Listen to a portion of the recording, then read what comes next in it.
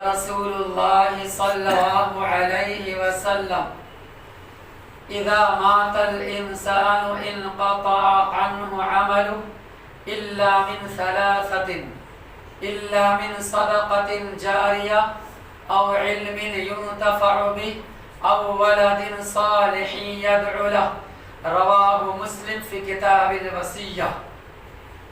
صحیح مسلم کی روایت ہے جو میں نے ابھی آپ حضرات کے سامنے پیش کیا۔ اس حدیث پاک میں ہر مسلمان کے لیے، ہر مومن بندے کے لیے ایک بہت بڑا پیغام دیا گیا ہے اور ایک بہت بڑی نصیحت کی گئی ہے جسے اپنانا اور جسے سمجھنا اور جسے اپنی زندگی میں لانا بے حد ضروری ہے۔ وہ کیا ہے؟ دیکھو، انسان مرنے والا مر جاتا ہے، لیکن اصل افسوس اس بات کی ہوتی ہے کہ مرنے کے بعد وہ بندہ کیا لے کر گیا، اللہ کے پاس کیا پہنچا، اور اللہ کے پاس وہ بندہ کیا لے کر گیا، اور پھر وہاں جانے کے بعد معاملہ کیسا ہوا، جنت کا معاملہ کہ جہنم کا معاملہ، بخشش کا معاملہ کہ عذاب کا معاملہ، کچھ کہا نہیں جا سکتا۔ تو ضرورت اس بات کی ہے کہ آدمی پہلے اس کو سمجھے، مرنے کے بعد جو چیز انسان کو فائدہ پہنچتا ہے یا جو چیز انسان کے لیے نفع بخش ہے، اس کو چاہیے کہ موت سے پہلے اپنی تیاری کرے۔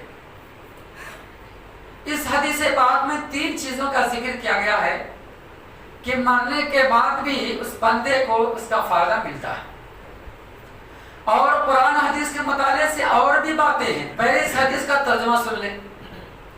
حدیث کے راوی سیدنا ابو ہریرہ رضی اللہ عنہ بیان کرتے ہیں کہ اللہ کے نبی اکرم صلی اللہ علیہ وسلم ارشاد فرماتے ہیں کہ جب انسان مر جاتا ہے تو موت آنے کے بعد اس کے عمل کا سلسلہ بند ہو جاتا ہے، ان کے عمل کا سلسلہ منقطع ہو جاتا ہے۔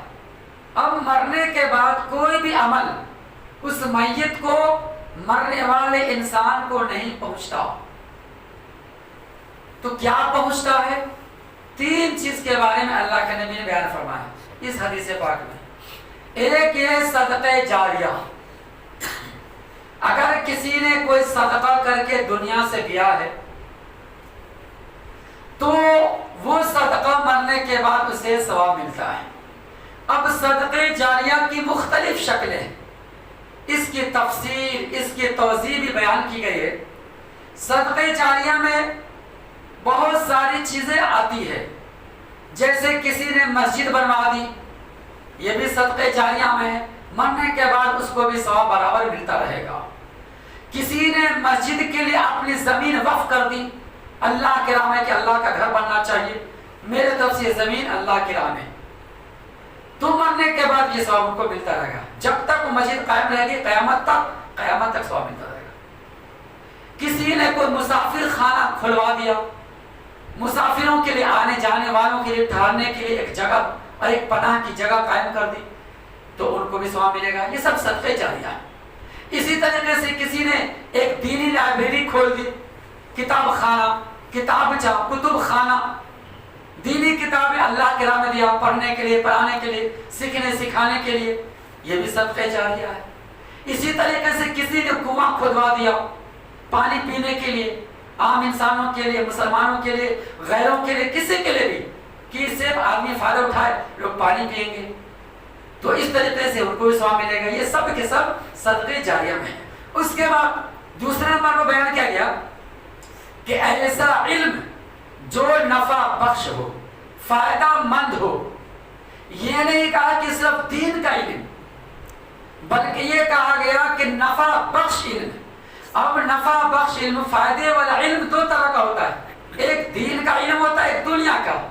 کسی نے کسی کو کوئی ہنر سکھا دیا، کسی نے کسی کو کوئی تجارت، حلال بزنس سکھا دیا، یہ بھی ایک فائدے کی چیز ہے، یہ بھی ایک ہنر ہے۔ کسی نے کسی کو سلائی مشین سکھا دیا، کسی نے کسی کو کوئی کام سکھا دیا، بھائی چلو آگے چل کے کام کرو، تمہارا فائدہ ہوگا، محنت مزدوری کرو گے، کماؤ گے، کھاؤ گے، تو یہ بھی ایک دنیا کا علم ہے۔ فائدے کی چیز ہے. اور دین کا علم، کسی نے کسی کو حافظ بنایا، کسی نے کسی کو سورہ سکھا دیا، قرآن کی کوئی آیت سکھا دی، کسی نے کسی کو دعا سکھا دی، ہاں کسی نے کسی کو توحید کی باتیں بتا دی، کسی نے سنت کا علم بتا دیا. یہ سارے کے سارے چیزیں دین کا علم ہے. تو بہرحال جو بھی علم فائدے والا ہو، نقصان والا نہیں، بیکار والا نہیں. جیسے کوئی جادو کا علم سکھا دے، یہ حرام ہے. کوئی کسی کو بدعتی خرافات والے علم سکھا دے، کوئی کسی کو شرکیہ والا علم سکھا دے، یہ حرام ہے، ناجائز. تو فائدہ نہیں. فائدہ والا علم، نفع بخش علم، اگر یہ چھوڑ کے گیا ہے تو مرنے کے بعد اس کو ثواب ملے گا. ماتے دم تک نہیں، قیامت تک، جب تک یہ علم باقی رہے گا. اور نمبر 3، اللہ کے نبی بیان فرماتے ہیں کہ نیک اولاد اگر کوئی چھوڑ کے جائے جو ماں باپ کے حق میں دعا دے، مغفرت کی، بخشش کی، رحمت کی. نیک اولاد خود ایک صدقہ جاریہ ہے. یاد رکھو، نیک اولاد یہ خود ایک ماں باپ کی محنت ہے، اس کی کمائی ہے. تو وہ دعا کرے نہ کرے، نیک اولاد چھوڑ کر جانا ہی ایک صدقہ جاریہ ہے اور ماں باپ کو ثواب ملتا رہے گا. توحید پرست اولاد، سنت پر چلنے والے اولاد، شرک بدعت سے بچنے والے اولاد، گناہ اور خرافات سے بچنے والے جو اولاد ہے، وہ اولاد نیک اولاد چھوڑ کے جائے تو یہ ماں باپ کو فائدہ پہنچتا ہے. اور دعا بھی کرتا رہے، یہ دعا ماں باپ کو پہنچتا ہے. یہ 3 چیز اس حدیث پاک میں بیان کیا گیا. باقی اس کے علاوہ اور بھی چیزیں ہیں، جیسے کسی نے وہ صرف وصیت کر کے کیا موت سے پہلے بھائی کہ اتنا مال میرے طرف سے اللہ کے علاوہ صدقہ کر دینا یا فلاں کام کر دینا، نہیں کر سکا، موت سے پہلے اپنے رشتہ داروں کو اور اپنے خاندانوں کو وصیت کر کے کیا، تو یہ وصیت کر کے یہ ثواب مرنے کے بعد اسے ملتا ہے. اسی طریقے سے کسی کا کسی اوپر حج فرض تھا اور وہ حج نہیں کر سکا، مالدار تھا، پیسے والا تھا، لیکن ارادہ تھا، نیت تھی کہ میں حج کروں گا، لیکن اچانک اس کا انتقال ہو گیا، کوئی حادثے کا شکار ہو گیا یا ایکسیڈنٹ ہو گیا مان کے چلو، یا کوئی بھی ہوا، یا اچانک بیمار پڑ گیا مر گیا، یا ہارٹ اٹیک میں آ گیا مر گیا، تو ایسی حالت اس کے اوپر حج فرض نہیں کر سکا. تو ان کے طرف سے ان کے وارثین، ان کے رشتہ دار یا کوئی بھی آدمی مسلمان اگر حج کر دیتا ہے تو یہ حج ان کو پہنچ جائے گا، حج کا ثواب اس کو مل جائے گا.